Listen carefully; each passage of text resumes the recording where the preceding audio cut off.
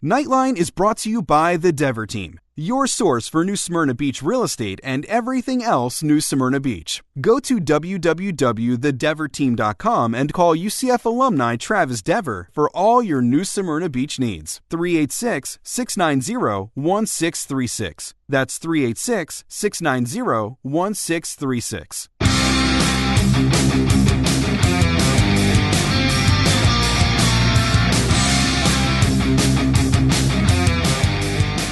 Welcome to UCF Knightline, your source for UCF sports and former player information.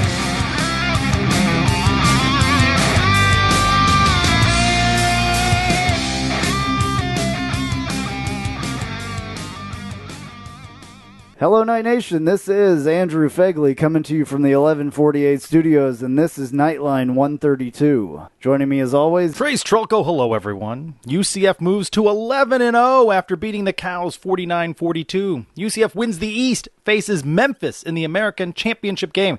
Kyle Israel helps us break it down. Plus, we check in on men's basketball. We're answering your questions during Ask Knightline. And joining us in studio, that big elephant in the room, head coach Scott Frost. Will he stay or will he go? Brandon Helwig of UCFsports.com has the very latest. But first, how sweet that sound is. How sweet it is. UCF wins the I-4 rivalry game and the trophy against the Tampa School, and new polls out Sunday show movement. Now UCF 11 in the coaches poll, 12th in the AP poll. We'll find out Tuesday if UCF moves up in the college football playoff rankings. The Knights were 15th last week. Hopefully it will be higher than that. I'm looking for 12. 14. Okay. Maybe. Who knows? We're going to do stuff a little bit different this time. We've got a lot of stuff to talk about. Like you said, Brandon Helwig. I guess do that right off the top. Well, I mean, we want to talk about football. You're replaying the game here. Yeah. The most exciting home game in UCF history, and arguably the most exciting game ever. We're getting started late here because we literally sat and I think we sat and kind of argued back and forth of when to play this interview, because this is not the normal way that we do stuff. It's all good. I think that now is the time. Let's just get it right straight out. Let's just play what we talked to Brandon Helwig about, and we'll come back and we'll talk about everything else. Can we talk about a happy thing? I'm not happy. And but we can talk about a happy thing. But it's overshadowed. Game. No, it's not. It's completely 100% overshadowed by this Scott Frost thing and all the rumors. And we can't ignore it. It's ridiculous. But we can't ignore it, right? Nope. So Brandon Helwig probably knows more than any of us do about this. He follows it closer. Let's just hear what he had to say. We talked to him just a little while ago, and here it is. When your team is 11-0 and climbing in the rankings, you're going to be in the rumor mill for coaching positions all over the country, such is the case for UCF head coach Scott Frost. Lots of rumors flying over social media. Let's get the latest from our go-to scoopster. He's Brandon Helwig, publisher of UCFsports.com. Brandon, welcome back to Knightline. Yeah, well, thanks for having me. It's been an interesting weekend. It's been a fun weekend, really. You know, looking back on Friday and what an amazing atmosphere and moment that was, and the way that game ended. It's so dramatic and really, in my opinion, the best win ever, at least at home for UCF. I'd still rank that Fiesta Bowl victory as the top win in program history, but just a lot of buzz, a lot of excitement from that. But, you know, unfortunately, it's also college coaching carousel season, and, you know, more coaches were fired today, some were fired yesterday, and so that rumor mill continues to swirl. And when you're the head coach of an 11-0 football team, you know, your name's going to be mentioned quite a bit. So that's kind of where we are right now with everything going on. Scott Frost rumors, and then we also got in the game to get ready for next Saturday. Before we dig into that Scott Frost rumor mill a little bit, do you get to enjoy watching the games? You've got that camera, you're doing so many things. Did you get to appreciate and enjoy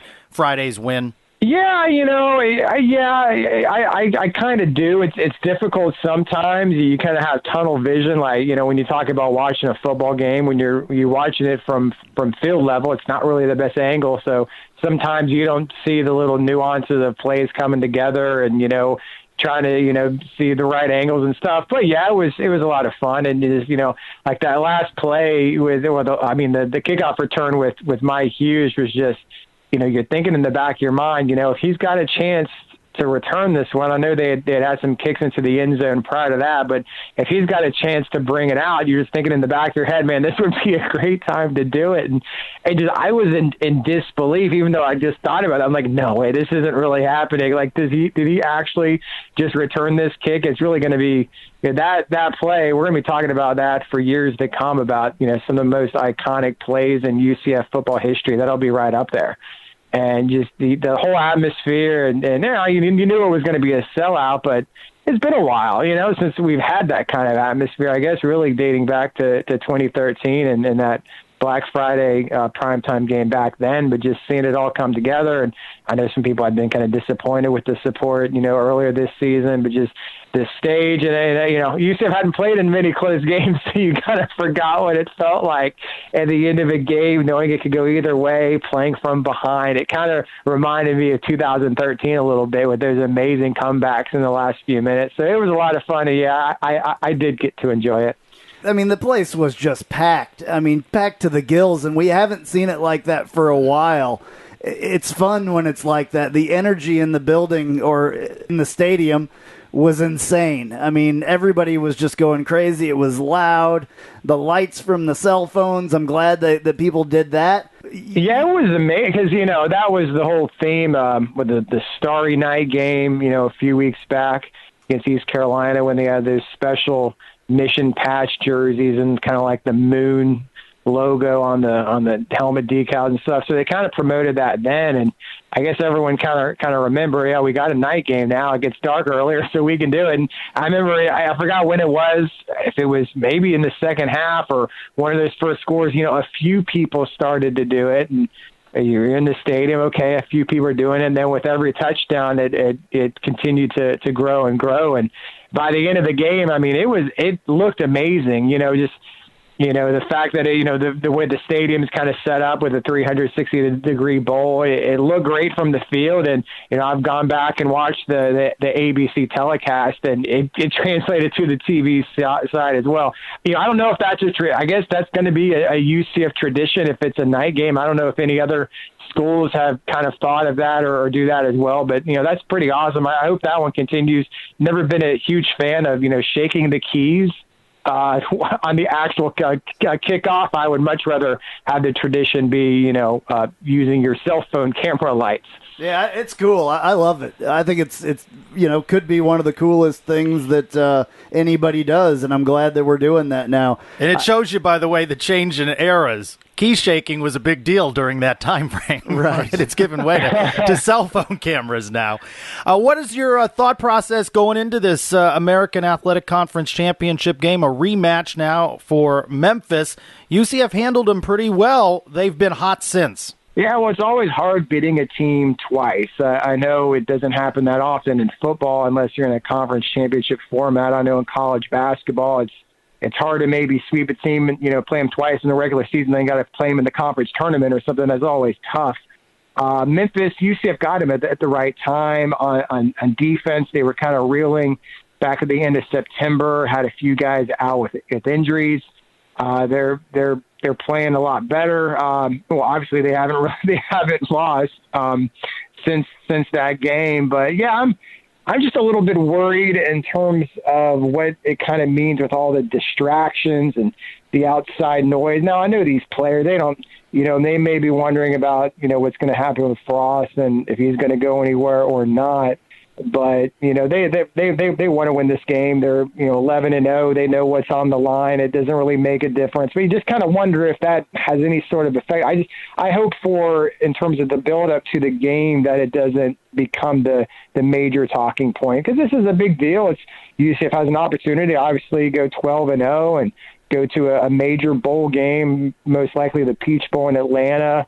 Who knows, might be playing the SEC championship game loser, maybe in Alabama if they don't somehow get in the playoff. It could be really since obviously Baylor in 2013 with the Fiesta Bowl, the biggest matchup ever. And so I kind of hope this doesn't overshadow it with all the rumors about Frost and is he staying or going. But, on the other side, Memphis, they're kind of dealing with the same thing. We're kind of in our own little world with UCF and Frost, but their head coach, Mike Norvell, he's being mentioned as well, for a lot of these jobs. Arkansas fired their coach a few days ago or a couple of days ago, and he's kind of been linked to maybe being a prominent candidate there because he's originally from Arkansas. So, I guess that is the positive news. Both teams kind of have this coach uncertainty kind of swirling over their heads.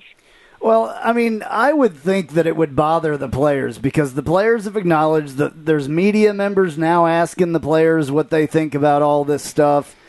It has to. I mean, they're on social media nowadays more than any players ever have been before. They have to see this stuff. It's starting to bother me, to be honest with you. I'm tired of hearing about it. I would rather that Scott Frost would come out and just say something. He's not really said, really anything. Yeah, it's been pretty vague what he said, and what he has been asked, it's been in the nicest way possible. He was asked after the Temple game last week about one of the Twitter reports, Lars Anderson, and he didn't really, he just said that particular report wasn't true, but he didn't go out of his way to, say that, he wants to be at UCF long term. And he was asked again after this past game, and, what he said was open to interpretation. As it turns out, I know we haven't really gotten into it, he's not going to Florida. That was with the past few weeks, I was kind of wondering if that really was the bigger concern, more so than his alma mater and home state school, Nebraska. Florida is a little bit different. They, anyone looking at the job, yeah, they're down right now. But for what people think he wants is access to a national championship. To me, that is a lot more doable in Gainesville than it is in Lincoln, Nebraska. So now that job turns out Dan Mullen, I know that's been breaking today. From what I understand about Frost, that he wasn't interested in talking about it, and I'm not plugged in at Florida. I'm not really sure if he had a bona fide offer or they just wanted to talk to him a little bit more. But I know Frost has been adamant about not doing anything until the season is over, at least this regular season. So Florida couldn't wait that long, and they moved on Dan Mullen, who accepted the job, and that's been official as of tonight. All right, let's get into this more. What are you hearing? How has the tone or the temperament changed with the contacts you have? Give the fan base a sense, the latest that you know about rumors swirling around UCF head coach Scott Frost. Yeah, it's kind of funny. The past few weeks, for the most part, and, the people I talk to have been pretty confident about Frost staying. All the stuff we usually hear, he likes it here.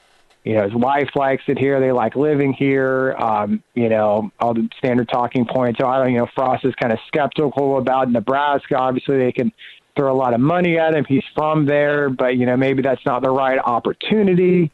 It's very hard to recruit players there, and that's why some people thought Florida was always, the biggest, risk or the school they were most scared of. But, some of the vibe today is that, as far as they know, and these people would be in a position to know such things, that, Frost hasn't exactly given UCF an answer.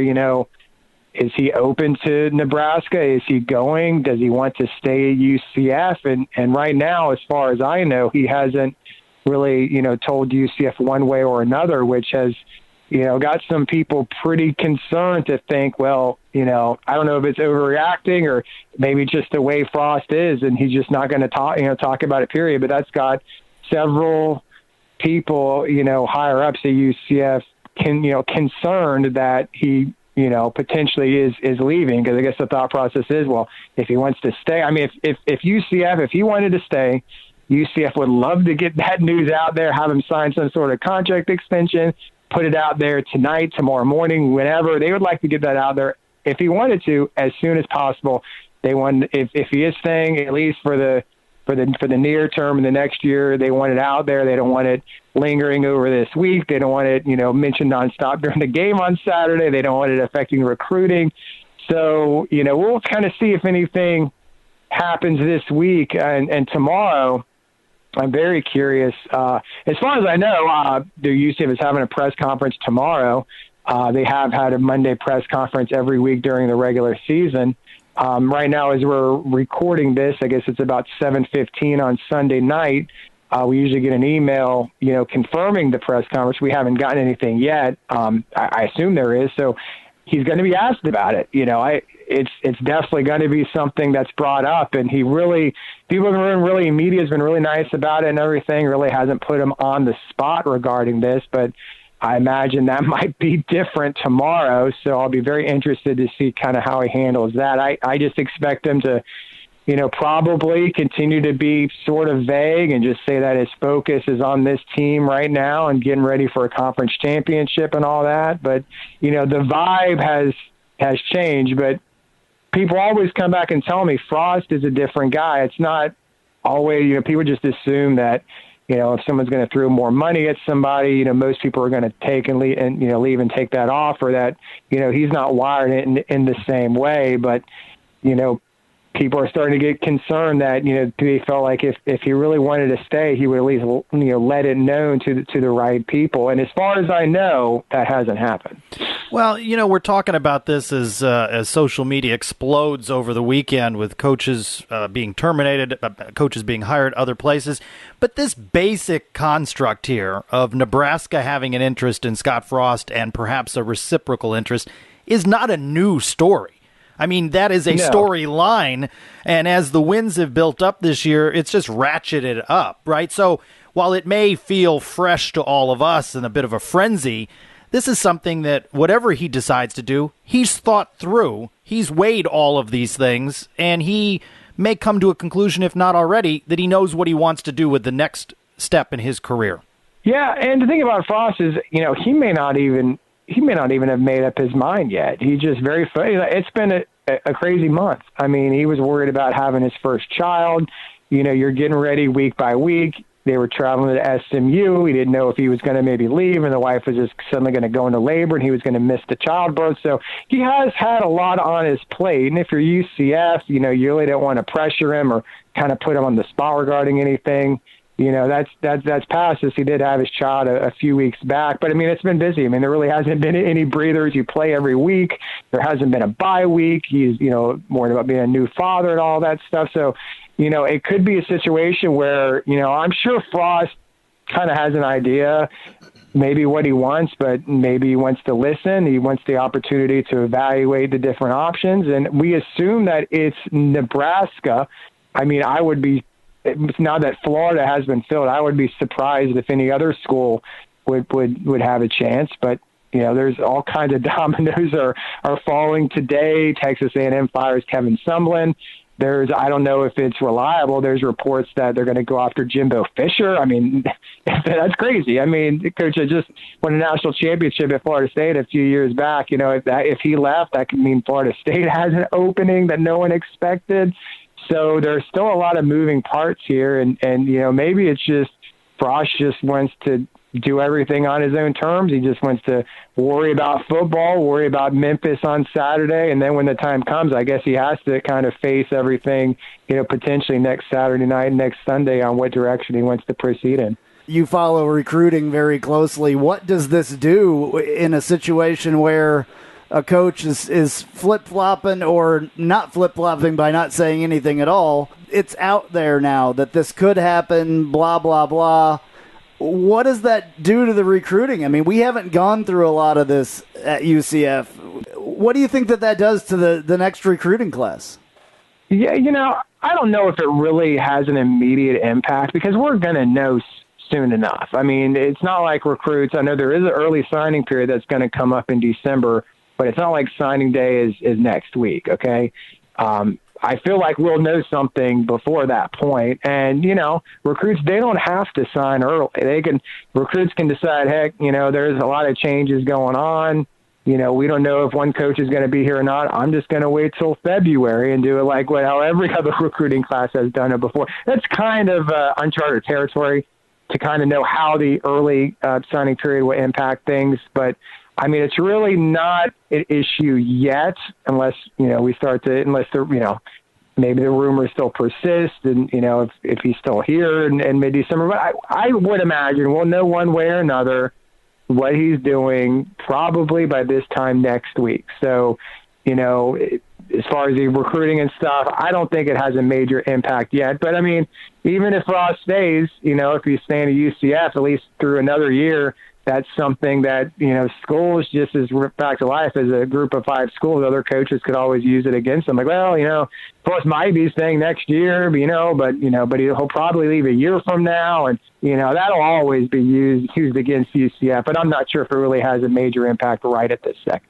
Well, one of the things that I have been saying for a while now, since all this started, is that he could have an opportunity here that is not available a lot. There's things that he could do at UCF that would make him an absolute legend in coaching football, as taking a group of 5 school and basically having a dynasty here and making them a part of the conversation of national championships and everything else by just staying here and doing it. Yeah, but you can also look at it in the manner of, if UCF beats Memphis on Saturday, I mean, can he accomplish more than what he's accomplished this season, go undefeated, win a conference championship, and go to a New Year's Six bowl?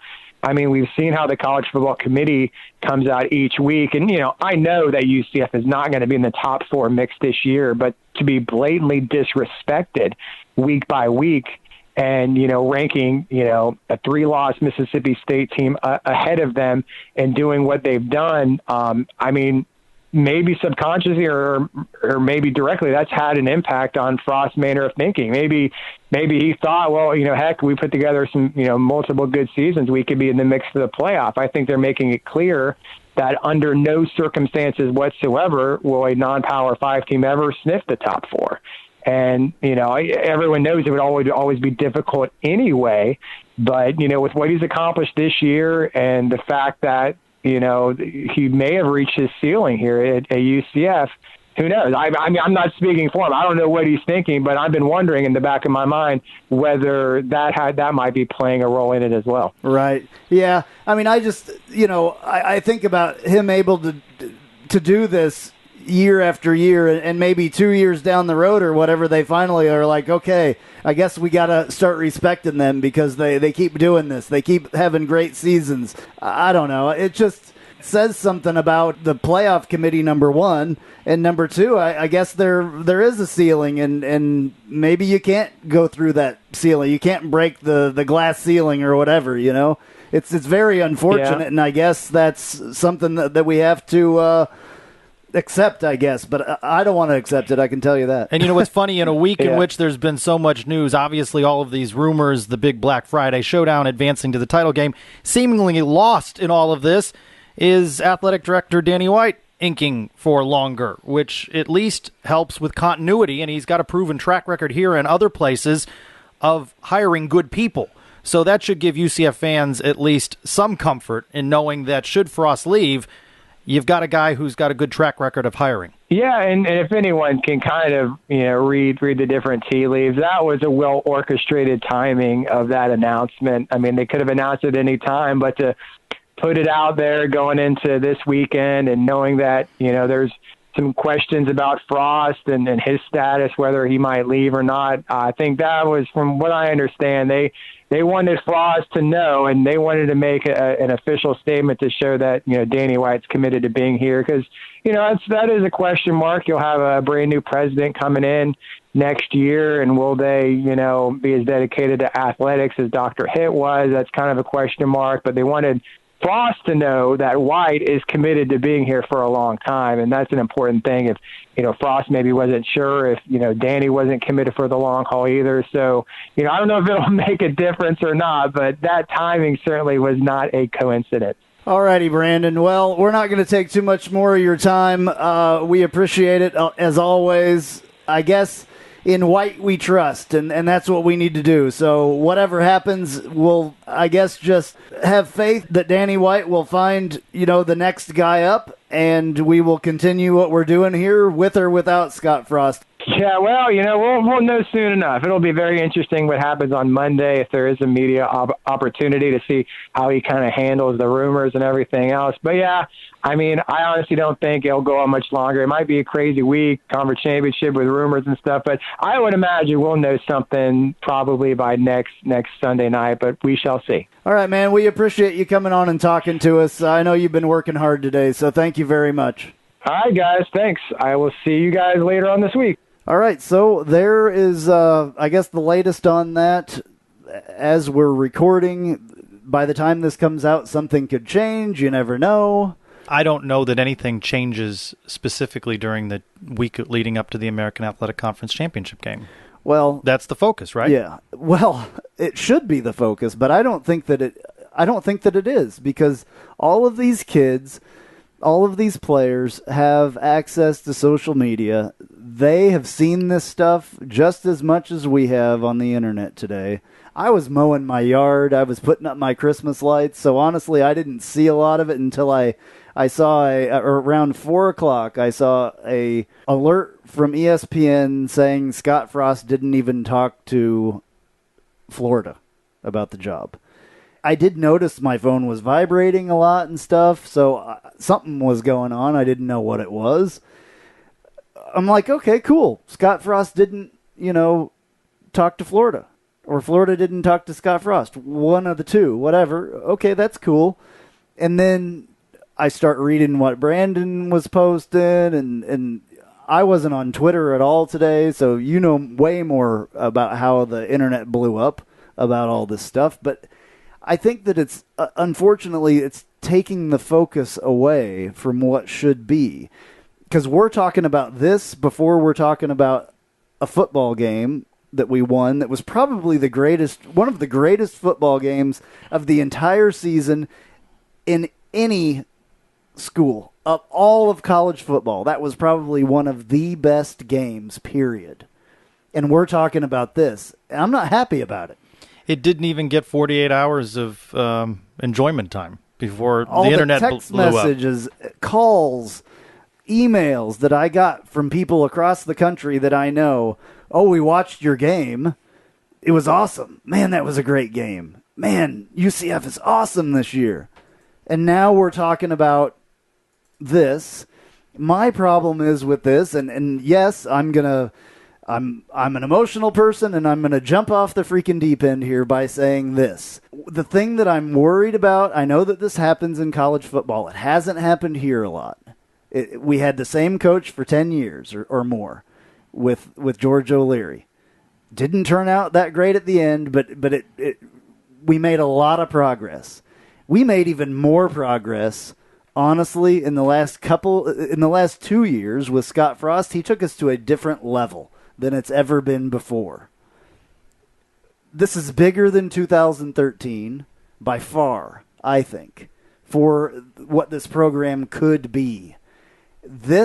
If Scott Frost moves on to Nebraska, which I didn't think until today, honestly, I didn't think that it was going to happen. Now I'm not 100% sold that he's going. I'm definitely not 100% sure that he's not now. I was much more confident. The thing that I'm worried about is this is going to plunge UCF back into mediocrity. That's what I'm worried about. No, yeah, but that's totally... If it happens, but... Who are they going to hire that's going to do what Scott Frost has done here in 2 years? Danny White has made really good hires thus far. Who? We talk about it every week. Week in and week out, we talk about the hires that he's had in several sports. And we learned in just the last couple of days, by the way, what could have been one of the most important stories gets buried now, that he inks a contract extension, Danny White, to stay here, right? It gets lost in the shuffle even more. Big. I have confidence that he will find the right fit, should he have to. We've talked about this. We just talked about it with Mike Oresco the other day. What can the American do to hold on to coaches? You saw what happened to Temple. Temple was a good team.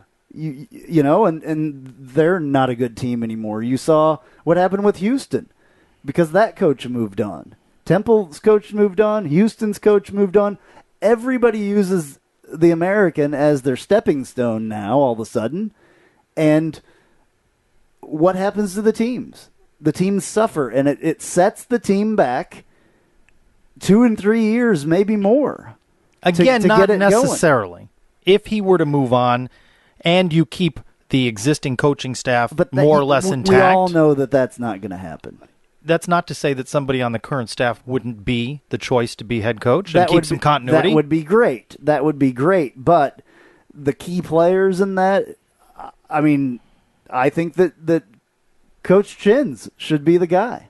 Honestly, if I was to pick anybody that's on the staff, I would want Coach Chinader. Who's to suggest that, again, if Frost were to move on to another job? He takes Troy Walters. He takes all the guys that played at Nebraska with him. Do you think that they would want to stay here? Go. Half of the staff played at Nebraska. But other than this is blown up on social media, what's particularly new about this in terms of we've always known? I mean, Tom Osborne was the kickoff luncheon guest speaker. Yeah, I mean, I understand. There's always been. You've seen the Nebraska has struggled throughout the year. The fact that Mike Riley was fired came as no surprise. No. It obviously blew up today by something happening. The Florida job was taken, I guess. I mean, that's what I think our concern started this whole deal. Our concern was that he might be in the running at Florida, especially after the news is broken in the last 48 hours that Chip Kelly was not going to take the Florida job, that instead he goes to UCLA. It seemed like Frost was going to be in the mix there at Florida. Now Florida has a new head coach in Dan Mullen from Mississippi State. He was formerly at Florida. It makes it very clear that it's UCF or Nebraska. And you know what changes that? What changes that is when Scott Frost says he's staying or he's leaving. Then why doesn't he get it over with and do it? Honestly. I guess that's your big question. This is overshadowing a conference championship game. It's overshadowing one of the best college football games that has ever been played at Bright House Stadium. To some extent, though, he did say in the postgame on Saturday that he was his own representative, that he was going to be enjoying the weekend with his wife and newborn baby. Well, obviously not, because he's been talking to somebody. Say rumors on social media. ESPN reports that. So what would settle this a bit going into this championship game week is the Monday press availabilities for Scott Frost with media. Somebody needs to ask him the damn question. I'm going to say damn, I can say that. Somebody needs to ask him the question straight out. Are you staying or are you going? Because I think the team that's playing for a championship game deserves to know. And so the answer is going to go a little like this. I'm sure that people are going to make fun of me because I'm pissed off, but I'm pissed off. You're speaking for a lot of people. A lot of people are upset. He's going to say that his Andrew's focus... going off the deep end. No, but I'm pissed because... He's going to say that he's committed to and focused on the AAC title game Saturday at noon against Memphis. That's all he's going to say. But nobody else is. That's we don't a know complete that. lie. We don't know that. No, I think that that's a lie because no one else is. I'm just really upset that this is taking the focus off of this game that's coming up, and it's the second most important game that, I mean, last week was the most important game. Now this week is the most important game because if we would have lost that, we wouldn't have had this game.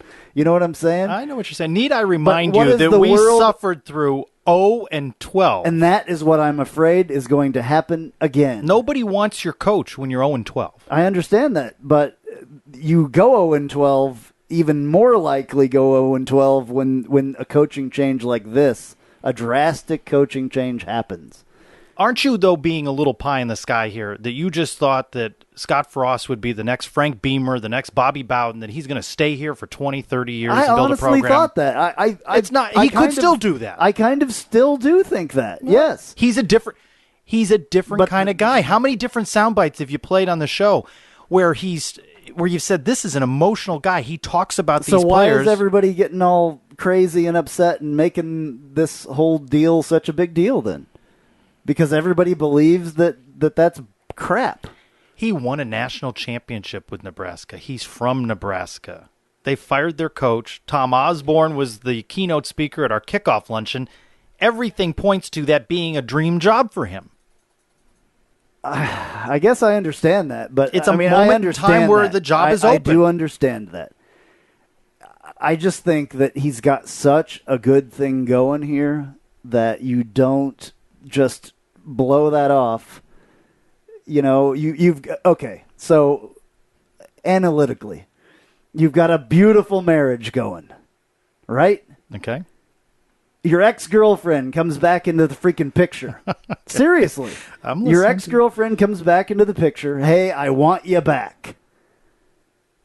Do you leave your beautiful marriage that could last and you could have beautiful children with this woman for what you had and you wanted before, but for some reason they passed over him when they could have hired him before? They could have hired him. Maybe that's a factor in his thinking. Maybe he's thinking about that. The part that I don't like is that we haven't heard anything from him except, well, I'm not really going to, you know that this stuff's going on behind the scenes. You know that.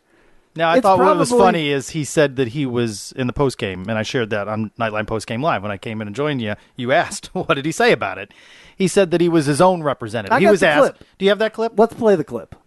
Coach, obviously this is all about UCF right now, but at the moment the internet's blowing up a little bit with the Nebraska and the Florida rumors. So how do you deal with that moving forward? Probably in the next 24 hours I'll get rid of Twitter, Facebook, and Instagram. That's how I deal with them. There's reports that you're going to meet with Florida, or your representatives are going to meet with Florida this weekend. I'm my representative, and I'm going to be with my wife and baby. The problem is, while he was with his wife and baby, the internet freaking explodes, and this is where we're left. Isn't it interesting, though, that the Friday question from the reporter, Mike Bianchi there, reporter. At the end? Yeah. I don't know who the guy was in the beginning. Was referencing that Florida. His people might be interested in Florida. Right. From Friday about 7 p.m., 7:30 to Sunday, Florida job's full now. Yeah. And now the speculation runs rampant. We can ignore it. We don't have to talk about it, but it doesn't go away. I love college football. I love UCF football. I even love KU football as much as it sucks. But it's true. But this is what I hate about college football. I hate it. You mentioned Commissioner Oresco, and we were glad to have him on during the week. It was awesome. What did he say to us? That he hoped that the focus of the game Friday, the Black Friday game, would be on the football and would not be on the speculation. And I asked him what the American can do to keep coaches here. Remember that? Mm-hmm. Yeah. You guys, if you haven't listened to that is by the way, and a lot of people listen to it. It's been these things we're dropping every day. Yeah, I haven't even looked at the numbers. Has been just great. I get a lot of feedback from folks that love the content that we're putting out every day, and we've got a lot of stuff planned for this week leading up to the championship game as well. So, I'm so bummed that this is what we're talking about. All right, let's talk about the game then. All right, can I transition us back into the game by sharing some positives from social media? We got all kinds of clips. We got all kinds of stuff about the game. Colin Coward. I just watched a college football game that felt like a combination of a track meet, rock concert, and the running of the bulls. Deion Sanders. Screenshot of Shaquem. And he writes on Twitter, my hero. Here's one you'll like. Dale Earnhardt Jr. Wish every game was this USF UCF game. Geraldo Rivera. OMG. The most incredible football game of the season is going on. And UCF alum, UCF's very own Daniel Tosh. Congrats, UCF, #1 football program in the state of Florida. Parentheses, including the NFL. Not for long. Not for long. Let's talk about Mike Hughes. This is what I'm worried about. When it's this great, why, when it's this great, does it have to all go down the tubes? What are we going to talk about? Let's talk about Mike Hughes. Was that electric? Mike Hughes, that kickoff return will go down in UCF history as being one of the greatest plays ever, I believe. I agree with you. When we say, and we just said it a couple of weeks ago, when I say to you, the catch, your mind goes to J.J. Wharton in that game against Temple. Yeah. The return. Yeah. It has to be. Yeah. It's in the history books for UCF. All right, I got clips about people talking about it. Let's hear. I guess let's hear what Hughes, the man himself, had to say about that. Oh yeah, man, we definitely needed a big play, and I knew once the ball was short, and I had a couple cutback lanes, I knew it was over. Oh yeah, we had a good call, and those guys up front did a good job, and it was a lot of creases open. I took the one across the field and scored. I mean, it's surreal. It's not on me. Those guys up front, they give their all just to block for me, and I give them credit by giving them all, running through the hole as fast as I can, and that's what I did. All right, we are very, very lucky to have Mike Hughes on this football team. And I think that Mike Hughes, honestly, with this season, with the kickoff returns, the punt returns, the interceptions, I think that he will go down as one of the greatest, honestly. And I hope this is another thing, though. This is another thing. This is, will he be around next year? Will we have him again next year, especially if Scott Frost is not here? He certainly deserves to be the Americans' special teams player of the year. Absolutely, 100%. And I mentioned defensive. By the way, he had an interception that was pretty important in that game. Yeah, Friday. Remember that? Yep. I mean, it's funny how things get lost in the shuffle in that game because there were so many big moments. Let's hear what Scott Frost has to say about Hughes. I was on the headset kind of in disbelief that we just gave up that touchdown. We had some busts in coverage today and had a huge mistake on that long touchdown at the end. And I said on the headset, I hope we can get a decent return here. I was thinking if you can get it out close to midfield, we'd only need a first down or two to be in field goal range for Matt. And, man, he hit that thing full speed. He's been a difference maker on our football team all year, and he's been a good teammate, and we're happy he's here. Absolutely happy that he is here. We're happy Scott Frost is here, too. Anyway. There's a theme you keep going back to there. Yep. All right. What else do we got here? We never even heard Scott Frost's opening statements after the game. So let's hear what Scott Frost had to say about the victory and getting that I-4 rivalry trophy. Proud of our team. They're a really good football team, too, and they've won a lot of games over the last 2 years. I was really impressed with their entire team. Flowers is a great player, and he's been a great player in this league for a long time. They got a lot of great players on that football team, and they made plays and we made plays, and I guess we made a few more at the end, and that was the difference. But those were two fine football teams on the field tonight. It's a blur. I'm going to have to go back and watch the replay of it to remember what happened down the stretch there. One thing I admire about our guys is they don't lose their cool. And, we were red hot in the first quarter. They actually took out their base personnel, went with all DBs at linebacker, safety, and corner. They were playing kind of a 3-3 stack.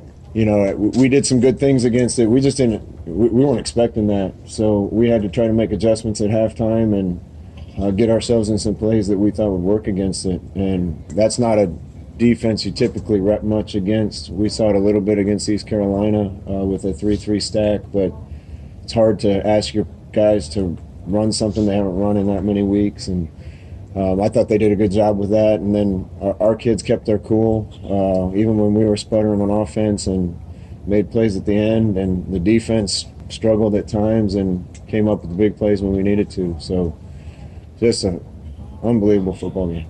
One thing that we really haven't talked about yet, and I'm all discombobulated by all this news, I guess, tonight. We didn't even talk about the crowd yet and how awesome that was and the cell phone lights and all that stuff. But the crowd was absolutely incredible. It was absolutely electric out there. Post-game live was awesome at Burger U afterwards. So many people. Yeah, we had people on there that I don't even know some of the people that were on there. Like there were people that I never even got their names, I don't think. People were chanting UCF in the background a couple times. It was awesome. It was awesome. So, and I was re-energized. I really was after that. And on there I said that. I'm like, I've been saying I can't wait for this football season to end because I'm tired because we're doing so much stuff. I was re-energized. Now I'm pissed off. So channel that energy. I'm still energized. We still have a game coming up, though. This is what's really important. What was also cool about the game is that it was this blackout, and people really adhered to this. Did you see the they pictures were all that wearing UCF posted of? I guess it was the only thing that I can think of is they had somebody shooting pictures from the Seminole County or Orange County helicopter that was flying around. I believe I didn't see that's the where aerial. those pictures. Oh, they're beautiful. They posted 3 or 4. Have you really seen the one now beautiful where you can aerial find pictures. yourself? Yeah. Did you find yourself? Yeah, and I think I posted it on our Facebook page. Oh, I didn't see it. Yeah.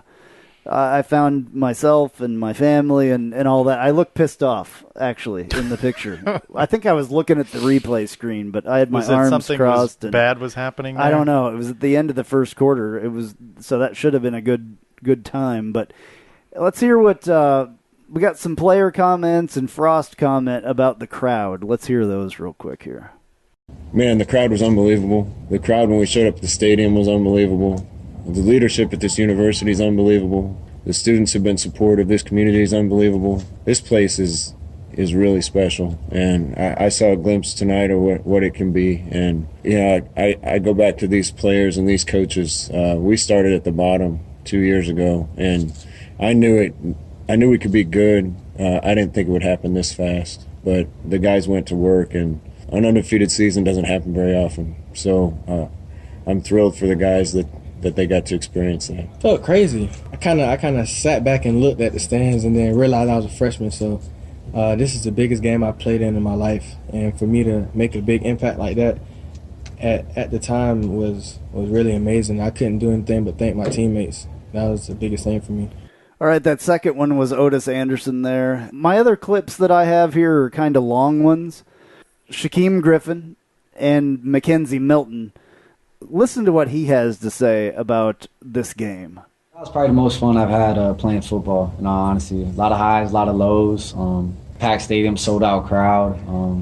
Played against a great team, and we came out victorious. Couldn't write it up any better way. So it was a lot of fun out there. See, all I can do is my job and give my team the best opportunity to win games, and that's what I've been doing. And I always say there's no individual success without team success. So if we were 9-2, if we were 10-1, that wouldn't be a possibility. So I'm just grateful for these guys, the way they played week in and week out, the way they come to practice, the way they attack, and I'm just grateful to be a part of this team.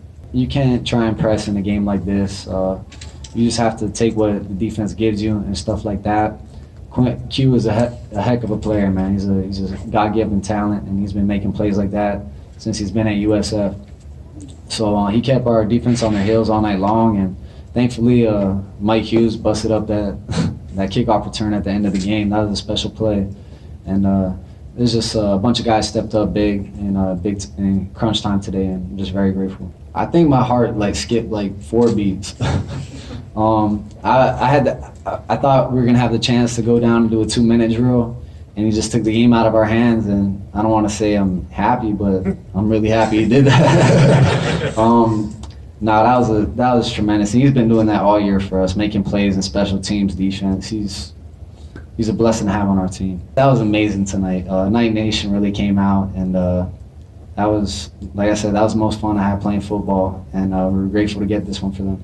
All right, so Milton said it twice there, in the beginning and the end of that this was the most fun he's ever had playing football. That's a pretty good statement. That's a huge statement. I mean, I know he's just a sophomore and all that stuff, and he hadn't been doing this for very long, but look where it has come from, 0-12 to this. I know he wasn't around for the 0-12, but for any UCF player to be saying, this is the most fun I've ever had playing football. For the past week, he was the Manning Award winner for Quarterback of the Week. That was for the week leading up to this game. He had a pretty good game in this game, and then he got another award was he too. The Player of the American. He got the, what was it here? I can find it here real quick. Mackenzie Milton named Walter Camp Offensive Player of the Week. Yeah. So that's pretty impressive there too. Again, keep making these watch lists for awards. Troy Walters named a finalist for the Broyles Award for the nation's best assistant coach. Yep. Also Senior Day, and we really didn't talk about that, but what a Senior Day, even though they get to play, another game in the stadium. We're going to have 2 Senior Days, I guess. Hopefully they'll trot them out before the... I don't know that they will. I don't know. Something because it's like supposed that. to be presented equally, right? It's not a home game per se. Well, it's you have home field advantage, though. It is a home game. But does it get the look of a home game, or is they got to be balanced? It's a good question for Eric Kohler. We might have to ask. Does he get to do his first down call? Or? Oh, I'm sure. Yeah, I'm sure he does. Any game that he calls, I think that he gets to do the same thing. Shaquem Griffin, obviously an emotional thing. He had some tears out there. His mom had some tears. I've seen photographs of them. Somebody took some incredible photos, and this is a long clip. It's probably one of the longest clips that I'll play on here. It's like around 3 minutes long, but he had a lot to say, and this was an emotional one for him. I said it before we even got to the game, it's going to be a game where it's going to be highs and lows, and you know what, I feel that as a team, and even for me, you know, we was able to handle that well. And even when we was down, we was able to come together as a team and speak about all the mistakes we're making and making sure that we can kill the mistakes and make sure we get them corrected, and that's what we did as a team. And defense, I almost cried, to be honest. It was emotional for me just to see, you know, even when you're back against the wall, we was able to fight for it. And, you know, that's awesome. And when you have the offense is cheering us on, you can't ask for more. When you got the whole team cheering for you, no matter what, special teams, offense or defense on the field, when you got guys cheering for you, you know it's more than just a team. You know, you got guys really behind you every step of the way. That was wild. I mean, I told him in the locker room, I couldn't even celebrate. I was stuck. So when I seen him run, I was like, I don't believe this is happening. I'm looking downfield. I just took my eyes off him, so I was looking downfield, make sure there was no flags. It was amazing. You know, that was a big step for us. And he said he's gonna get one. And I was wondering when it was gonna happen, but I guess it happened at the right time. That crowd was loud. I mean, it was times when we couldn't hear. I'm trying to yell, and Quan can't hear me. I'm like, Quan, I'm trying to tell him to call and stuff. He couldn't hear me. But that just goes to show us the crowd was there. You know, that was our support system right there. It made it hard for them. You know, they had to check plays and change the play up and figure things out. And, you know, we got a crowd like that going crazy and making it loud. You know, if I can't hear, I know the other team can't hear. I mean, it was a great experience. I mean, even every single play, man, we was talking trash to each other and making jokes. So other than having a big rivalry, we enjoying every single play. You know, it was a tough win for us. You know, them guys played their butts off, and I remember came down to the sideline. I was just so tired. Like, these guys are giving everything they got.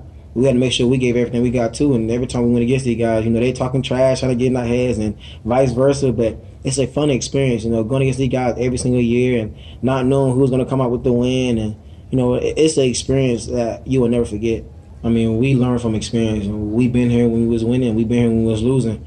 And the whole thing for us in this senior class, instead of us hiding our emotion from losing, we kind of gave back to the young guys and telling them our experiences and how it felt to lose, and the feeling that it's going to stick with you when you go to class and people talking about it, or you were so close or you could have did this. You know, being able to talk to the young guys about that and being able to share our experience with them and for them to buy in, you know, that's important, because they could have been like blowing us over, like, you know what, I don't know what they guys talking about, they just wasn't good. But they bought in, they listened, they felt the feelings from us, and they took it in the initiative to say, you know what, let's make sure we be great for not only ourselves but the older guys, because they've been here when there was times it's hard and they don't want to go back to that, and the young guys bought into it. You know, we came together on the sideline, we talked it out and said it's on us. You know, offense doing everything they can. We got to make sure that we can do the same thing. You know, even though we was tired, we got to make sure that we emptied out the bucket. We couldn't have no regrets. We couldn't say, "Oh, I was too tired to run on this play," or "I wasn't feeling right," or "My leg was hurting." It was all or nothing, and that's what the defense took in the initiative to say, "You know what? I'm not going to stop no matter what. If this guy want to keep running, we're going to keep running." I like that. Just play it out. Yeah. Empty the bucket. Yeah. I like that. Yeah, I wanted to play that whole thing just because, you know I love that guy, and had a lot to say there. He was talking a little faster than he normally does even. He was excited, you could tell. Yeah, you know, one of the cool things that you couldn't see it really from the stands, but the logos on the helmets this week, they didn't really make a big enough deal about that like on Facebook. They normally, you know, they kept it really kind of hidden, and this week with the uniforms and stuff, a different jersey than we've ever seen before, and that logo, the logo had each player individually, it was them in the picture in the logo. That cool. Is awesome. Very, very cool. Good job, UCF, on that. They've been very innovative with those sorts of things throughout this season, haven't they? Yep. And a lot of the players, you know, didn't even know what they were doing, and then they got their helmet and they were trying to figure out what was in the logo, and then they saw themselves. That's awesome. So one more clip here, and this is Frost talking about Memphis? Well, I'll probably watch a little bit of tape tomorrow. We're kind of familiar with who they are already, haven't played them. But I want to catch up on what's happened to them the rest of the season. I know they're playing well. We had a really good game with an SMU team back in Dallas, and Memphis scored a lot of points on them and kind of ran them off the field. So we know what we're in for, another really good football game, and it's exciting to me that this group of football players gets to play another game together. All right, bold projection alert. SB Nation has UCF versus TCU in the Cotton. SI.com and CBSSports.com have UCF versus Ohio State in the Peach. That'd be great. I love these matchups. Yeah. I hope that it's not the Cotton Bowl, to be honest with you, because that's a ways away, and I think more of our fans obviously could travel to Atlanta instead of Dallas or wherever. I think a lot of people got hotel rooms booked in Atlanta, not Dallas. Yeah, so that could hurt, and I hope that they take that into consideration. One more.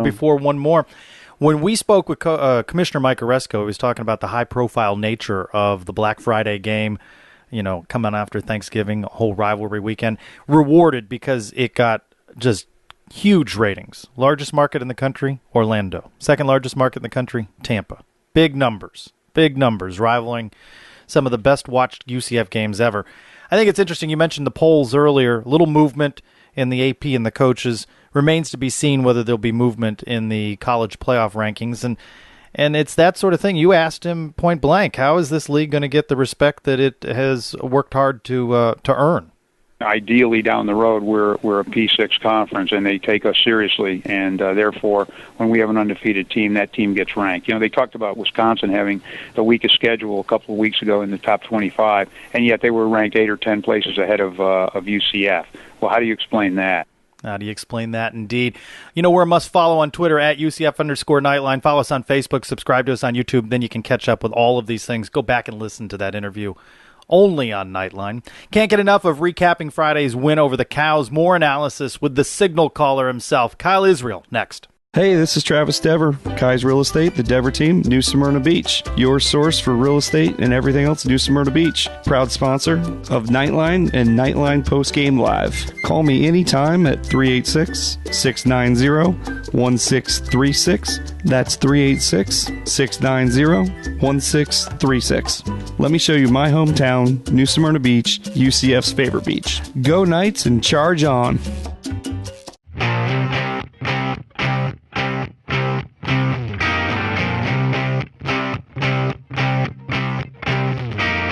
Welcome to Inside the Huddle with former UCF quarterback Kyle Israel, brought to you by the Little Greek Fresh Grill. Fresh, flavorful, fabulous. Waterford Lakes, 855 North Althea Trail, Orlando.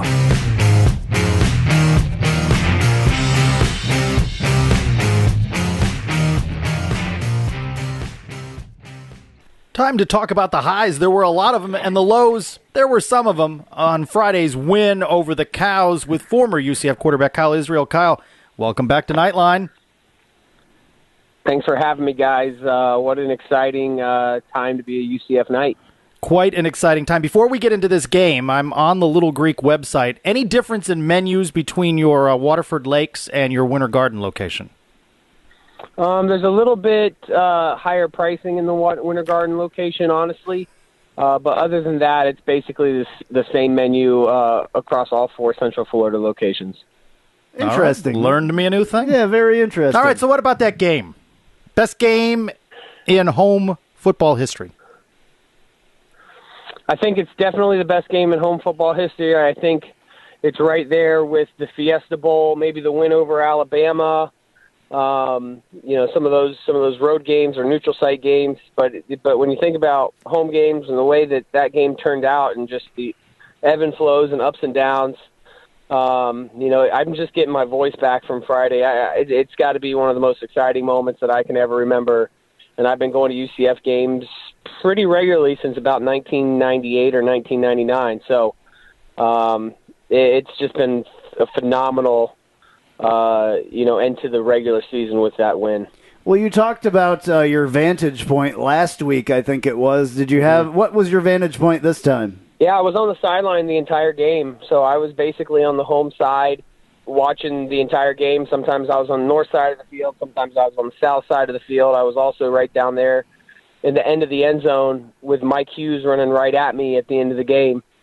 I was just watching the replay of the game on ABC.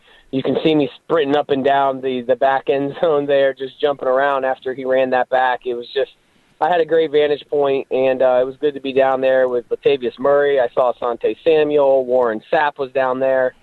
So it was quite the cast of characters down there on the UCF sidelines. It was quite an environment. I mean, talk a little bit more about what it looked like and how loud it was from where you were standing. Well, I've always said, people have asked me for a long time, how loud does it get down there on the field? Even when we have 35, 40,000 fans in the stadium, the way that the sound kind of flows down through the chain link fence behind the benches, it didn't disappoint at all. It was extremely loud there in the second half. Walking into the stadium 10 minutes, 15 minutes early to see Senior Day, it was great to see the stadium nearly full at the beginning. And, the black just looked phenomenal to have the whole stadium in black. And so it was loud. It was exciting.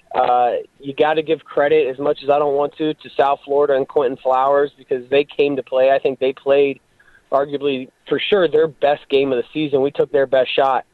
But our fans were into it the whole time. And it was just kind of surreal to be soaking all that in. And, it was one of those moments for me personally where I thought back to the conversation that I had with Coach O'Leary when he was recruiting me, and I was trying to decide between Florida State and UCF. And he goes, you know what, come back 10, 15 years from now, and you'll never know what this school could have evolved into. And I think that all kind of, for me personally, came to fruition on Friday night, and it would be really, really sweet to kind of cap that off with a conference championship this week. You just said that we got the Cows' best shot, and of course it comes up short for them. Question is, as you look at the body of work over the season, was this the best team that UCF has faced through the 11 games? I think that it probably is. Certainly it was the best quarterback. Obviously you can say Riley Ferguson from Memphis. We kind of knocked him out of that game. He never really got to get going versus early on. But I think it was definitely the best team that we played overall. I don't think they had played up to the level that they were capable of throughout the course of the season. But, look at their wide receivers. They have some big-time players on the outside. Quentin Flowers. It's hard for me to feel bad for anybody ever that plays for South Florida. But if there was one player that I felt bad for on the field Friday night, it was for Quentin Flowers to do what he did, to play as phenomenal as he did, to kind of he did have one gesture that most UCF fans probably wouldn't like. I didn't care for it much after he ran that touchdown in, but he was such a competitor, and I think he more than anybody else has prepared us, for another game this week against Memphis, and we're going to have to improve defensively if we want to come out on top. Before we get into the defensive lapses, let's talk a little bit about the offense. There were times where it lulled again, and again, there's 49 points, some special teams, the special teams score. What did you see in the offense, and in particular, what do you think about the use of running backs in certain situations? It seemed to me curious the way Adrian Killens was used when you needed a yard or two, and they're trying to push him up the middle of the field rather than utilizing him just on the outside. Well, I think it's pretty clear that that's really where we've needed to improve most of the season is 3rd and 1, 4th and 1. We've had a lot of times. I mean, we hurt ourselves with some momentum in that game late in the third quarter. We had 3rd and 1, couldn't convert on that. We had 4th and 1 later on, couldn't convert in that. We tried to throw a little underneath screen route to Adrian on 4th and 1, which South Florida did a great job of sniffing that out right away. I think that's the biggest area that we need to be able to improve, Trace. Obviously, we don't have big bruising backs. Jawan Hamilton probably would have been better suited in those situations. But I think, Adrian's been the hot hand for us. Otis Anderson has been the other hot hand for us. And I don't have any problem trying to give those guys the ball on 3rd or 4th and short. But, yeah, maybe there's some other ways to get it to them, whether it's, you want to give the guy the ball going north and south if you only need 1 yard rather than working towards the sidelines and hoping he can cut it up for a first down. But I definitely think it's glaringly obvious that those 3rd and 4th and shorts are something that we need to improve on to beat a team like Memphis. And if we can do that, to certainly beat a team like they're talking about us playing in potentially a Peach Bowl and Orange Bowl like Ohio State or Alabama or any of those teams, we got to do good in short yardage situations. But I think that those guys hung in there. I think McKenzie and the offensive line, South Florida changed things up on us. They ran some funky defenses with a lot of defensive backs on the field in certain situations that I saw today that I'm sure we didn't anticipate. But yeah, it's the running game is kind of a head scratcher sometimes, but I can understand why we're trying to stay with Otis and Adrian in those situations. Well, defensively, the thing that bothers me when I look at the stats from this game is 503 yards of passing by Flowers. I mean, we wanted to take, we said, when we were previewing this game, what they needed to do was stop Flowers from running. Well, really what they needed to do was stop him from passing. 503 yards. That's a ton of yards. Nobody's put anything close to that on us all season long. I'm a little worried about that and what Memphis is going to do, knowing that can happen against UCF. This was what I was worried about from the beginning. If everybody remembers, I was worried about the defensive backs. I'm even more worried about them now. We definitely had some blown coverages. That was pretty obvious. That last touchdown, 80 or 90 yards of Flowers' passes came from that one touchdown pass. The safety looked like he was coming downfield and trying to jump underneath and get a little bit cute and intercept a hitch route, and just forgot that he had Jasinski covering a dude right down the seam. And that's not Jasinski's fault. He's expecting a safety to be over the top and helping out there. And that safety kind of floated down into the shallow flat, and Flowers did a good job of finding him. I think one thing, guys, you got to give credit to is you got to give credit to South Florida's offensive line. I mean, those guys in many different situations, not every play and not every pass, but a lot of the time they gave Quentin a pocket to sit back there and throw in and move around. And I think before we put blame on the defensive backs, and they definitely gave up some massive plays, we got to get a better pass rush this week versus Riley Ferguson. We cannot let him sit back there because he is a guy that can pick us apart. Now, he's not going to scramble and run like Flowers. There's not many quarterbacks in the country that can do what Quentin Flowers can do once he gets outside the pocket. He can cut on a dime. He's extremely shifty. It kind of looks like he's walking on water with the way that he scrambles, and those guys are generational type of players for programs, and he's certainly one of them for South Florida. But putting some pressure on the quarterback on Riley Ferguson this week is going to be crucial.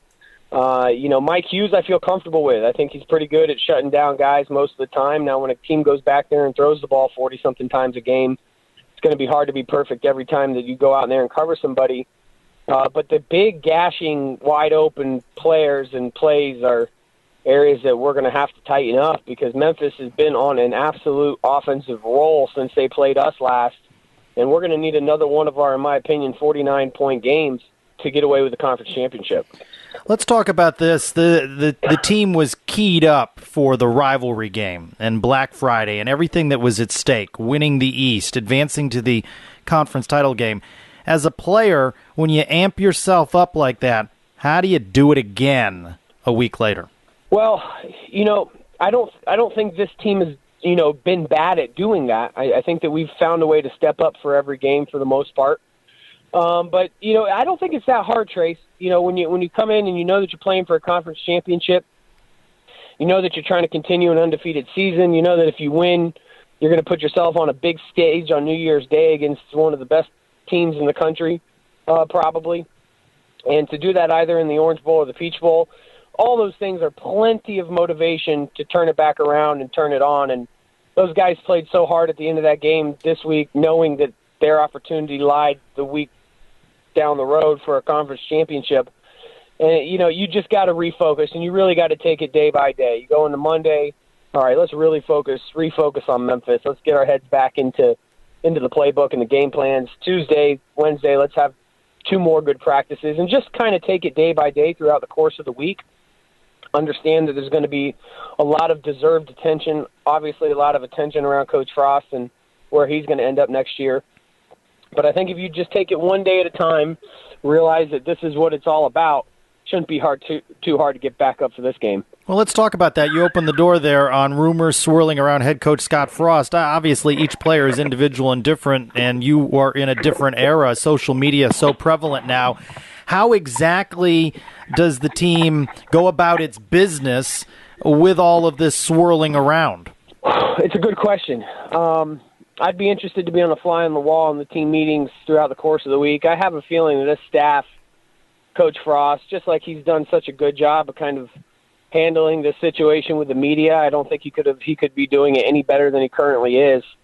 I think that he's been doing a great job handling the team.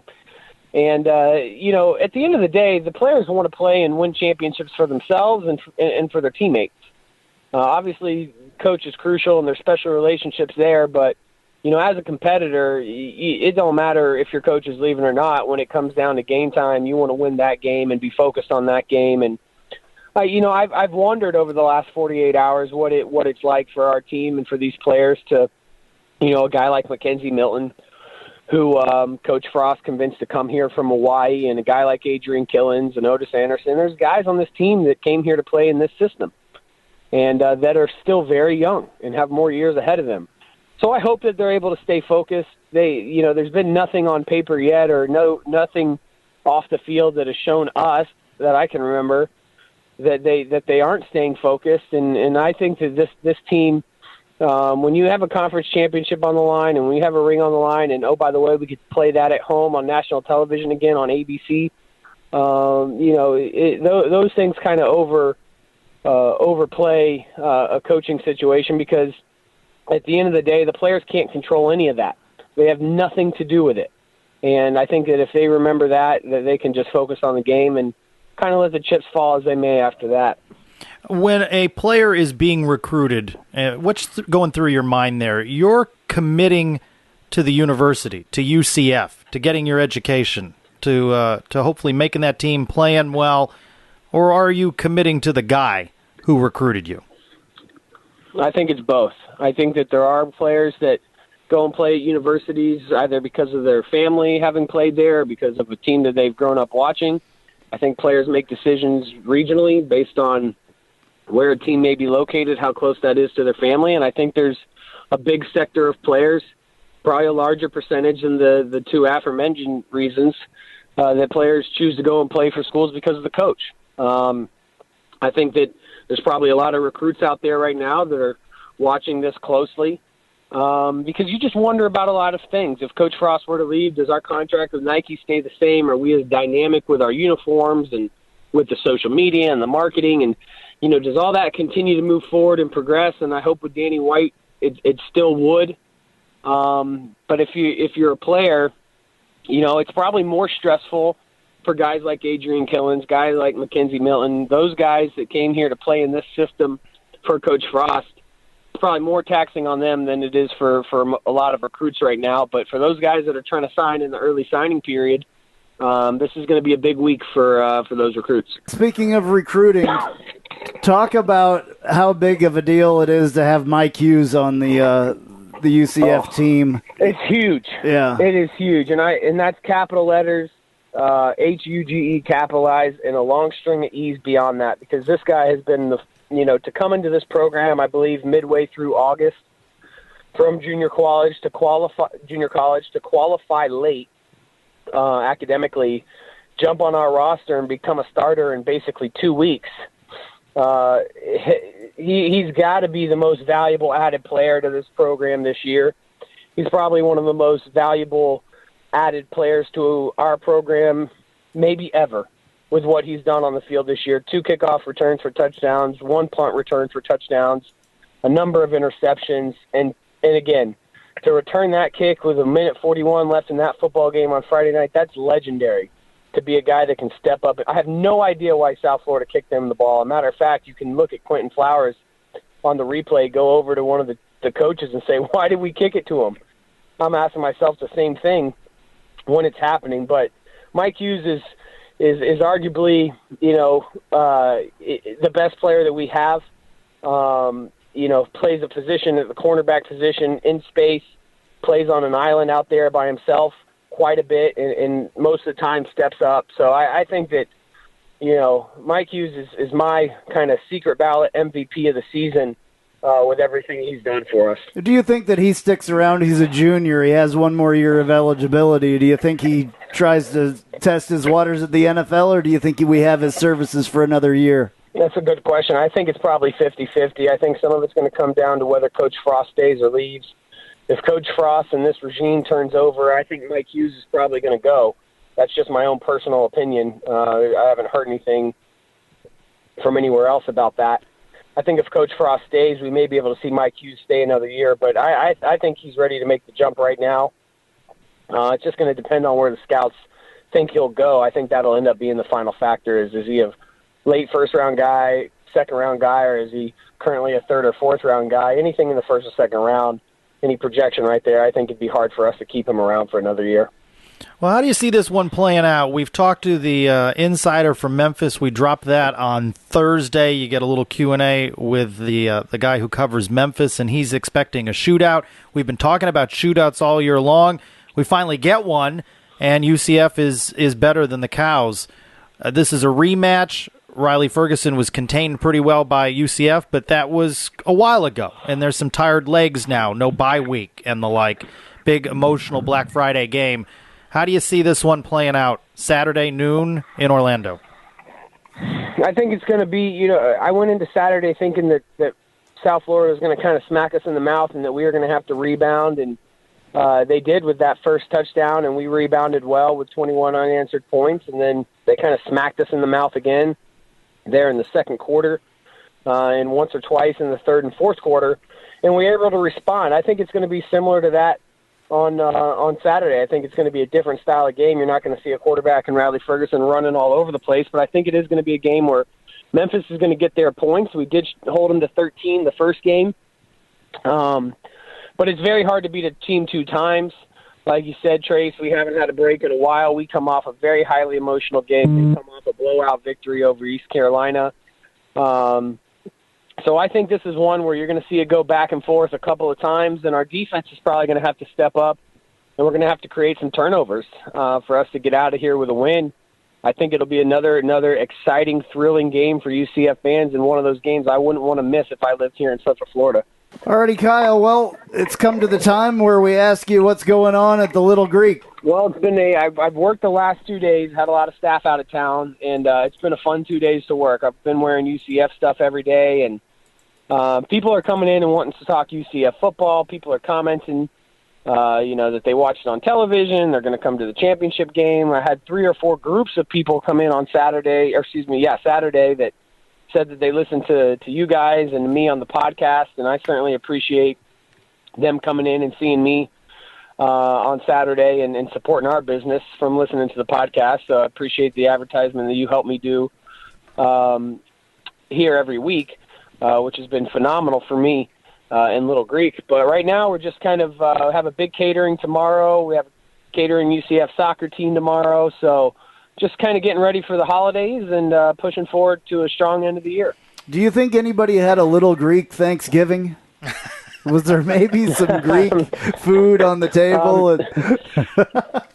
Maybe the appetizers that I brought to my Thanksgiving dinner. I brought some dolmades and pita bread and hummus. So I didn't break the trend. I stayed with Greek for what I was supposed to provide to the family. Perfect. All right, man. Thank you so much. It's been a great season. We've still got 1 more, maybe 2 more to go, and we got 2 games to go. 2 more. We'll be out there and we'll be rooting as hard as we can, and we'll talk to you next week. I enjoyed seeing the stadium filled like it was on Friday night, so I'm hoping we can get it somewhere close to that on Saturday as we play on national television again. One more thing. What do you think about the cell phone lights? Did I ask you about that earlier? No, I think those are really sweet, man. I think I haven't had more people comment to me other than asking me about Coach Frost. But I had people from Poland and Russia and Germany that were all messaging me on Instagram saying that they had seen the game online and that it was so cool when the stadium lit up with all the cell phone lights. So I think it looked great. I think it was a nice touch, and certainly my friends that live in other countries thought it was a nice touch as well. I think that needs to be a regular thing. I hope we can keep that going. Definitely. It's pretty cool. I don't know if I've seen that before. So anyway, it may be hard. It may be hard for the noon games, but certainly in the nighttime games, it's awesome. Absolutely. All right, man. We'll talk to you next week. Thank you so much. All right, we're going to have the breakdown with Nick Patty during the week. We've got the Memphis Insider during the week, and of course, another post-game live at Burger U following Saturday's AAC title game at the stadium. Men's basketball 3-0 start to the season became 4-0 with a Thanksgiving win over Nebraska in the turnout at the Mouse, but a thumping at the hands of West Virginia Friday, lost to St. John's Sunday as UCF at 4-2 now. A Thursday home game looming with Mizzou. Coach Dawkins, his reaction following the loss Sunday. It's a tough, hard-fought game, I think, by both teams. I thought it was a defensive game mostly. I don't think either team had a good flow offensively, and I got to give both teams defensive efforts credit for that. I thought both teams really locked in, and I made it very hard to get easy baskets. And, unfortunately, we came out in the short end. So the acoustics, by the way. Oh, horrible. There's a curtain up, and that's all that really separates you from the next game that's starting. So we didn't even play the clip where the buzzer sounds right during the clip. But let's also hear from Coach Dawkins talking about the season so far. This team is a work in progress, and, they're still trying to get it together. Not so good from three. No one has yet stepped up to replace Matt Williams.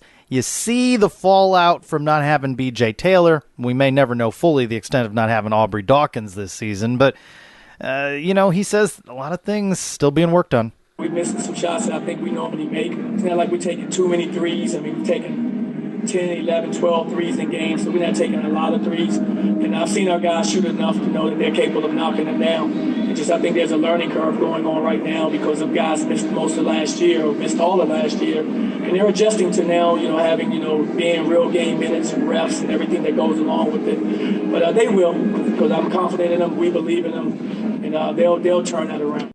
Next up, the Knights are back home. Better sound in the post-game interview session. SEC's Missouri Tigers come to town Thursday, November 30th. How about this? 9 o'clock start. ESPN2. We'll be talking more men's basketball coming up midweek with Victor Tan of New Day Review. Just ahead, we are answering your questions on Ask Knightline. We are the perfect companion for that long jog around the neighborhood. Stay with us. Do you want to sell more falafel? Former UCF quarterback Kyle Israel sure does. That's why he advertises the Little Greek Fresh Grill on Knightline. Talk to Night Nation about your restaurant, brewery, or whatever business through Knightline, the source for UCF sports talk. With newsmaking guests and the best coverage of UCF athletics you'll find anywhere, even in Greece. You can take it to the bank. Contact us right now. Don't wait. Via Twitter at UCF_Knightline. Via email at andrew@UCFNightlinePodcast.com or call us now at 407-205-7427. Go Knights and charge on. Time again for Ask Knightline, answering your questions that you post on Facebook or via Twitter. Okay, here we go. Me and Angus on Twitter. Andrew, how do we beat a team like Memphis twice? What can we do to stop another mobile quarterback with better passing accuracy than Quentin Flowers? Oh, boy. That's two questions there. But I think that you play them just the way that you played them before. You just, our defense, I think, was a little fresher at that point, a little bit more fresh, I guess. That's the issue that I think that we come on this. I mean, we know their tendencies, they know our tendencies, but they're a different team than they were before. They've definitely turned it on. I think we gave them a little bit of motivation, and I think that's maybe the problem. But I think we just handle them. It's not the rivalry game that USF was, so I think that this is going to be a little bit. I think it's going to be a little bit easier personally. So I think we're going to do okay. Tim on Facebook, any concerns Memphis will be able to emulate the Cows and shred our secondary? I guess that, right? So it's funny, by the way, whatever the reaction, we get a ton of questions along the same theme. Right. There were a lot of blown coverages. There were. Right. I mean, honest to goodness. This was my worry at the beginning of the season. It was pretty decent throughout most of the season, and now I think we have issues back there. And I honestly, as much as I like Neville Clark, and I don't like to call players out on here, but I think his game really, really, really was not good the other day. Were we wrong in thinking when we kept talking about that he was out for those games, he'd come in, he'd be this fresh burst of energy. Is it difficult in his position, any position, to come in halfway through the season and fit right in? I think so. What position did you play? Corner. Yeah. And so, safety, I mean, so what do you picture there for him coming in? I mean, he's practicing and all of that during, the season, but I feel personally that he's a step behind. And I think that there's been a couple of really good things, and I don't know if it was just the exceptional receivers that USF had, because they do. As much as I hate to say that, and I really don't like to pick on players here. They had some good linemen too. I'm not picking on Neville Clark, but he had issues, and that's why he didn't play there for quite a while. They put Brandon Moore back in that spot, and I think Brandon Moore handled it a little bit better. He growed up a lot this year, didn't he? He did, big time. Yeah. And Neville Clark was not the only guy that didn't have a good game. There were quite a few plays back there that could have been a lot better. So some miscommunications too, huh? Yeah, I just think that USF had something a little bit more than other teams had back there. So I don't think that this is what's going to happen in the next game. I think that they're going to watch. They're going to do a lot of tape study. I think that those problems will be fixed a little bit. Michael on Facebook, do you think UCF should have run the clock down more instead of scoring so fast on that drive near the end? We've seen a couple of drives this year where they've gone 7, 8, 9 minutes, but they go 2 minutes, 1 minute, 3 minutes. They don't know how to just ground out the clock. Well, they do just sometimes. I mean, they do. You can see them slow it down. I don't know. I mean, I think they just got to be who they are and just score. Yeah. Aaron Duck on Twitter. Aaron Duck 7 on Twitter. What are the chances the AAC championship game is sold out? Decent, right? I would hope so. Some buzz in this town? There's not a lot of time to sell the tickets for that. I think that the season ticket holders, obviously, I talked to a couple people and they said that their credit cards are in, and then, as soon as we know that we won the game, the credit card gets charged for season ticket holders, if that was your deal with them. But yeah, I mean, I would hope so. It's a little bit shorter of a time to sell. I would hope that there would be quite a few Memphis fans coming, traveling for a championship game, and maybe they'd pick up just some random people out there that want to see. There's buzz. There's definitely buzz. It may not be for the right reasons, again, but there's buzz. Several friends I know going to the game that are intermittent in terms of attending, so they're coming out for this one. All right, we'll go through this real fast. UCF Fantasy Nightline versus the Banneret. We had Traquan and Shaquem. I don't even. They had Otis and Hughes.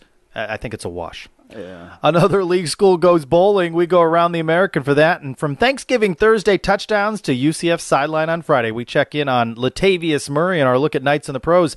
Nightline keeps you entertained during I-4 rush hour traffic.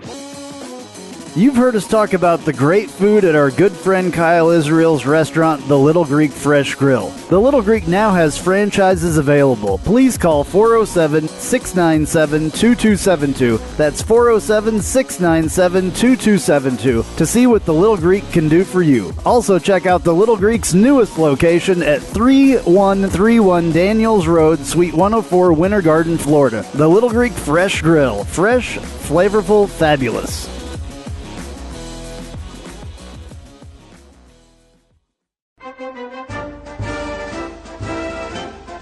Now time for a look around the American featuring C. Austin Cox.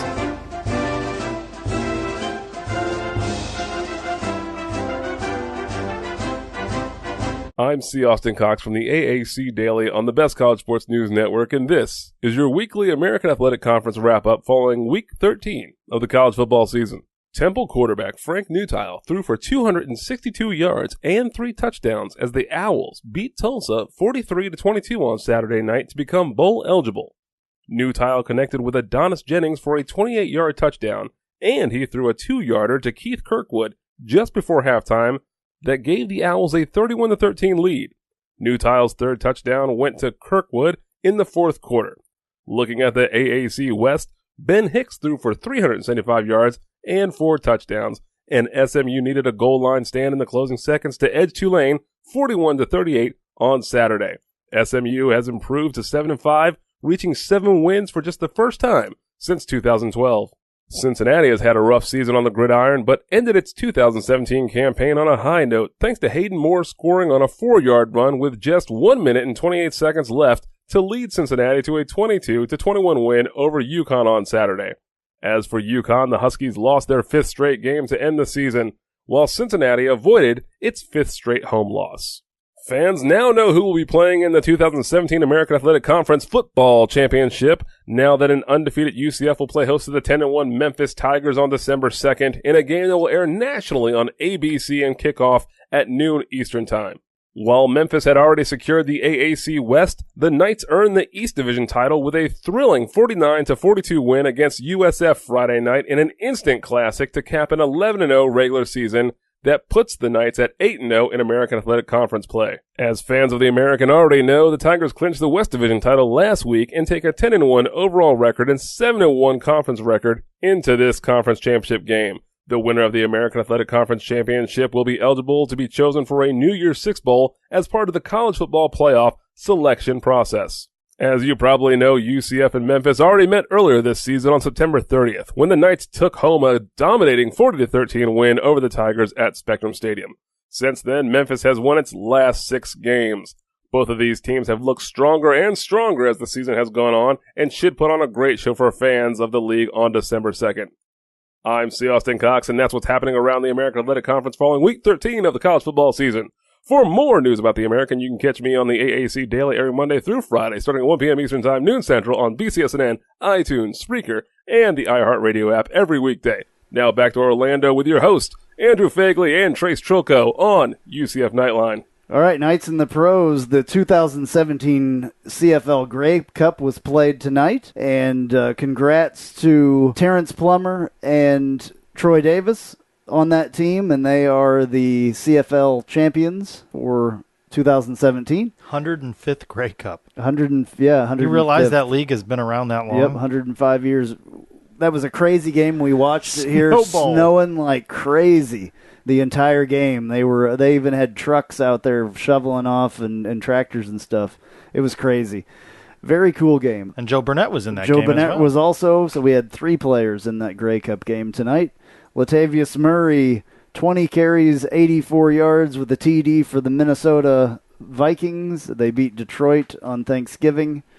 And then Blake Bortles, 19 of 33 for 160 yards, but he had 2 rushing touchdowns at Phoenix, and they came out on the wrong end of that thing by 3 points, I believe. So did better out there on the Fiesta Bowl. Absolutely. Knightline Planner taking a look at the week ahead. Not much. Women's basketball at Samford on November 30th. Men's basketball at Alabama on December 3rd. That, of course, following the Thursday game at home versus Mizzou.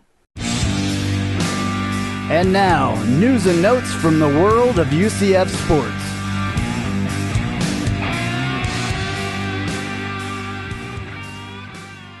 Women's basketball beats Northern Iowa 53-43 Sunday. Split a pair of games earlier in the week. UCF is now 4-3. Volleyball with a little postseason news, but first finishes the season on a 6-match winning streak, sweeping the Cows Saturday, swept the Cows Wednesday.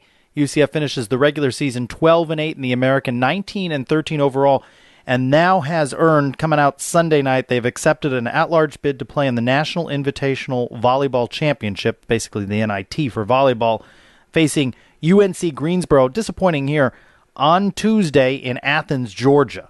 So UCF not going to host a game in this round in the NIT tournament. Program first, though, during the week, a freshman, Christina Fisher, the league's Offensive Player of the Week as a freshman. Awesome. And finally, with volleyball sweeps of the Cows and the big football win, the Knights have staked a 21-9 lead in the season-long War on I-4 rivalry competition. And we have the football trophy, too. Woo-hoo. Another trophy that the Cows do not have in their... do they have any trophies? I don't know. They won a mascot competition once. Remember their stuffed bull? I was thinking about this, and I mean, they've gotten so close so many times. Hell with them. Yeah. By the way, what do you think the early line is on the game? Saturday. I think it's Memphis. probably us by 14. 7. Really? 7? And the margin over the Cows was 7, so maybe they're projecting. It was 9.5. It dropped at game. The line. I don't know if the line dropped. I think you're right about that. But the final margin was 7. So I guess they're looking at. They think we're a touchdown better than Riley Ferguson. I'll take a touchdown. A touchdown is better than not a touchdown. 1 point is good enough. We've not been a underdog, I don't think, one time this year, have we? There's an interesting question. I don't think so. I would be shocked if we were. Maryland? Were we an underdog? I don't think we were an underdog. That's a good question. I think we were the favorite even there at that good point. Question. Maybe not. I could be wrong. I've been wrong once or twice before. So, again, Nick Patty this week, looking ahead to the Memphis game. Memphis Insider, Victor Tan joining us to look ahead to basketball in the Missouri game. A lot of stuff. And then, big Saturday and Knightline Postgame Live. Absolutely. Love it. All right, I'm Andrew Phegley. I'm Trace Trylko. Go Knights! Charge on. UCF, charge on to the field. With our spirits, we'll never yield. Black